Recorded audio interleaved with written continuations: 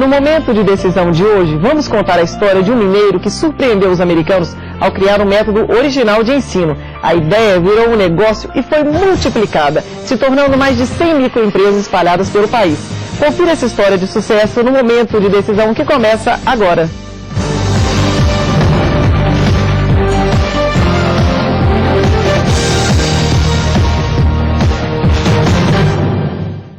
Ele foi um aluno prodígio, aprendeu uma língua estrangeira e se tornou professor em apenas um ano. Tanto talento para estudar acabou se transformando em método de ensino. Está conosco o fundador e presidente do Number One, Márcio Mascarenhas. Márcio, é um prazer tê-lo aqui no momento de decisão. Muito obrigado. Márcio, você nasceu no interior. Como que foi a sua vinda para Belo Horizonte? Eu nasci em Pirapora, meu pai tinha uma fazenda e eu nasci lá. E minha infância foi praticamente na fazenda, em Pirapora. Mas depois, na adolescência, nós mudamos para Belo Horizonte. Meu pai trabalhava numa fazenda aqui perto, no Barreiro. E a minha adolescência praticamente foi lá. Então você mudou-se para Belo Horizonte com que idade? Nós viemos para Belo Horizonte, eu tinha 7 anos de idade. E tinha muitos irmãos? Nós éramos 5 irmãos. Então essa convivência foi muito saudável dos irmãos? Até certo ponto, sim. Meu irmão mais velho tinha um problema e ele faleceu com 25 anos. Mas eu tinha mais 3 irmãs. E foi interessante. Realmente a minha companheira de adolescência e foi minha irmã, minha segunda. E essa mudança, então, de vocês de Pirapora para Belo Horizonte, né? Você viveu sua infância em Pirapora e mudou-se para Belo Horizonte. Foi em função do quê? Seu pai buscava uma vida melhor? Qual foi o motivo? Meu pai tinha uma fazenda em Pirapora e vendeu e veio para Belo Horizonte para continuar com outra fazenda, comprar alguma coisa aqui por perto. Só que ele não conseguiu comprar e investiu o negócio errado, acabou perdendo o dinheiro todo.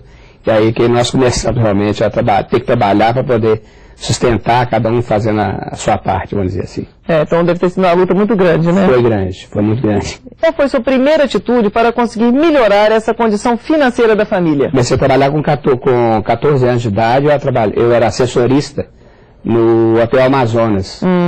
Trabalhava de 6 ao meio-dia e estudava de 1 em diante. E depois eu comecei a trabalhar com 18 anos, eu passei a trabalhar num banco. Um banco antigo chamado Comércio Varejista e praticamente a minha vida foi em função de trabalho. Depois disso é que eu comecei a estudar inglês. Você então resolveu estudar inglês com que idade? Eu comecei a estudar inglês, eu tinha 18 anos. Certo, e aí você se apaixonou, em apenas um ano você já estava um expert em inglês, como é que foi isso? Não, eu tinha uma facilidade muito grande para inglês. Para a língua estrangeira, de repente foi realmente inglês. E eu aprendi muito rapidamente porque quando eu comecei a estudar o método, ele apresentava tradução fonética e eu tinha muita facilidade com isso, então eu comecei a antecipar bastante o professor e praticamente um ano realmente eu estava falando inglês fluentemente. Eu comecei a dar aula no lugar onde eu tinha aprendido inglês e dei aula durante muito tempo lá, até uns 9 anos. E à medida que eu ia dando aula, eu sentia desconfortável com a metodologia, aquele negócio todo, e achava que devia mudar, devia ter uma coisa diferente, e os cursos já eram bem regulamentados, todo mundo tinha que fazer a mesma coisa, e eu comecei a me sentir incomodado nesse lugar. E naquela época, muita gente estudava inglês? Como é que era? Igual hoje, não? Era. Não, igual hoje não. Hoje o inglês, a consciência do aprendizado do inglês hoje é diferente. Naquela época, fazia-se inglês para a questão de, talvez até de vestibular, para passar no vestibular, ou porque a pessoa tinha uma noção de uma cultura diferente. Viagem também era um projeto, mas muito longo, distante do agora, né? Então o aprendizado inglês ele ainda era uma coisa assim elitizada, né? E hoje em dia é uma exigência profissional. Todo mundo tem que saber inglês. Hoje em dia, quem não sabe inglês, o mercado de trabalho está meio pequeno, né? No currículo já vem escrito, né? Línguas, né? Você tem que falar... Inglês é a primeira língua, é o essencial. Igual era como se falava, você vai contratar uma secretária naquele tempo e ela tinha que colocar lá que sabe da filografia. Então já pressupõe que sabe da filografia. Hoje em dia o inglês é tão importante que já nem se pergunta mais, já é pressuposto. E hoje em dia você acha qual que é a melhor idade para a pessoa começar a estudar inglês? Olha, é uma batalha enorme que tem se travado na sociedade para que a criança com 3 anos começa a aprender inglês. Então, no nosso conceito, hoje o meu conceito, e nós já temos, inclusive, curso funcionando com crianças de 3 anos. E você... É a melhor idade. E como é que você fez, então, né, com 18 anos, que normalmente hoje a pessoa começa mais cedo, né? Com 18 anos, como é que você conseguiu aprender tão rápido o inglês? Eu não sei. Eu acho que realmente eu devo ter alguma coisa com a vida passada e eu devia falar inglês muito bem, porque realmente foi uma coisa muito rápida. Em um ano você já falava bem, você já era professor. Eu tinha uma vivência muito grande com a cultura americana e eu assistia um filme toda noite. Sim. E eu fazia questão de ouvir mais do que ler as legendas. Então eu acho que isso me ajudou muito também. Ah, isso é verdade, né? E hoje em dia, a pessoa que quiser, né, tá aí, você tem vários recursos, né, nas televisões, né, vários canais já em inglês. Então naquela época eu começava a querer falar inglês, eu tinha que catar um americano no meio da rua, fazer qualquer coisa para falar mesmo, né?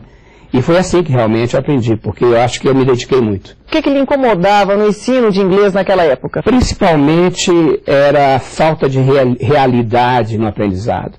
O aluno brasileiro ele tem uma capacidade de aprendizado muito rápida.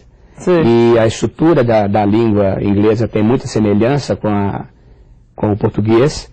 É lógico que tem estruturas bem diferentes, mas como os métodos geralmente eram feitos para o mundo inteiro, eu sentia que não havia um privilégio, não privilegiava a capacidade do brasileiro aprender uma língua estrangeira, qual é o caso, inclusive, historicamente, estudado muito, o brasileiro tem uma facilidade muito grande de aprender, principalmente o inglês.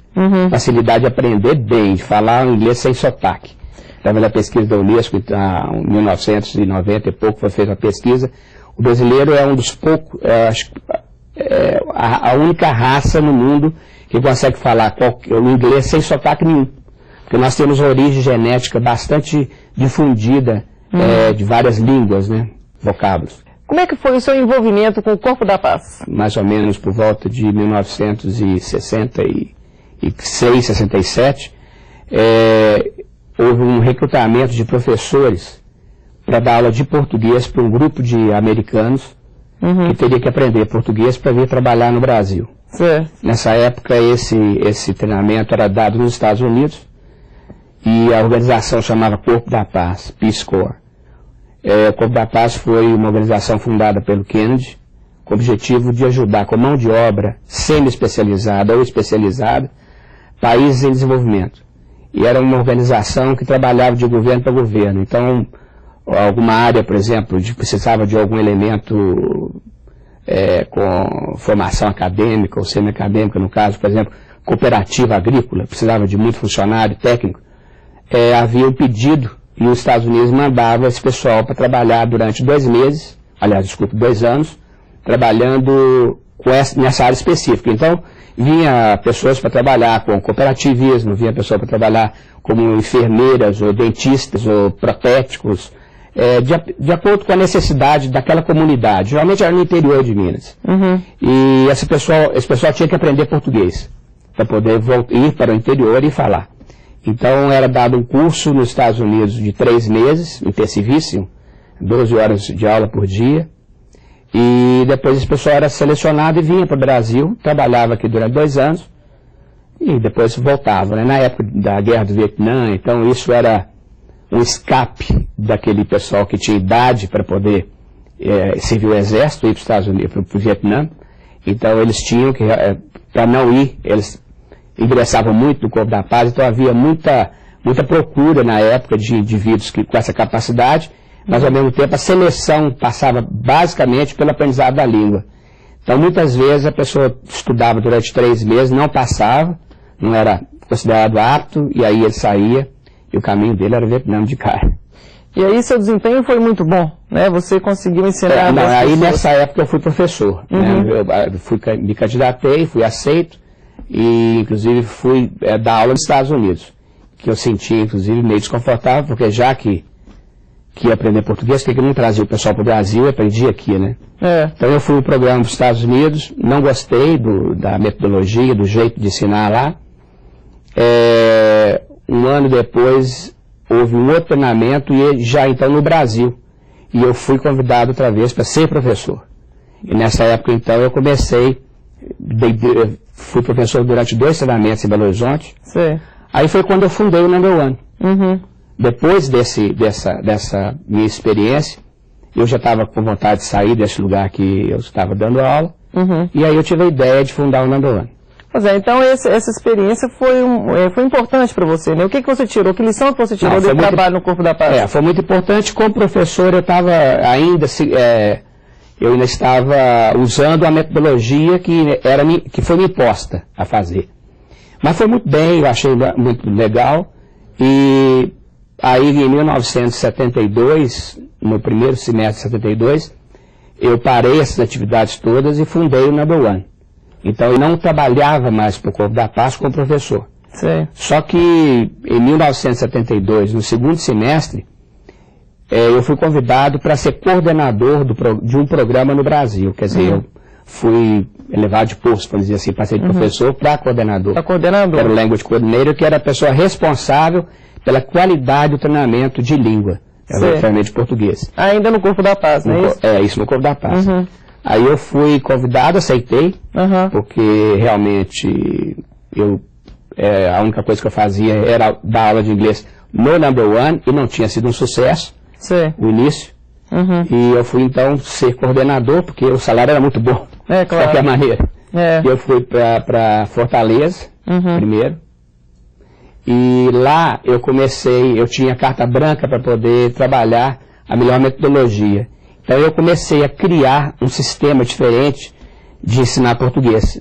Diferente daquele que eu tinha usado antes, que eu era obrigado a usar, eu também sempre criticava esse tipo de coisa.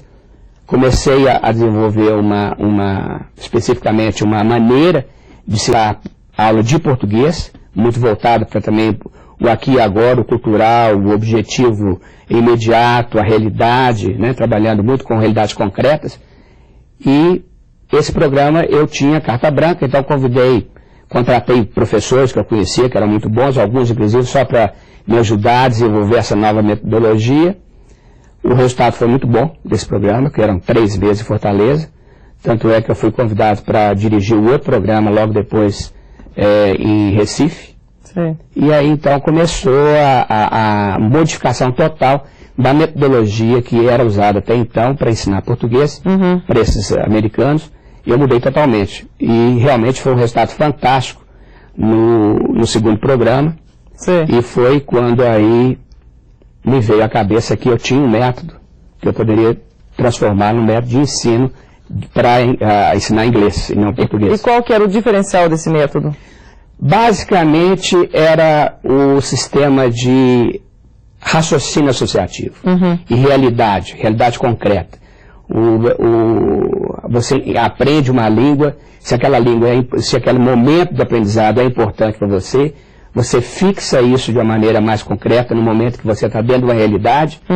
E o grande diferencial era que não havia uma obrigatoriedade ou uma sequência de repetição no método, que até então era muito usado, muita repetição cansativa, né? Então eu desenvolvi uma maneira do aluno repetir uma frase sem ele saber que estava repetindo isso, através de perguntas. Através do sistema que hoje é o método Dynamic, né? E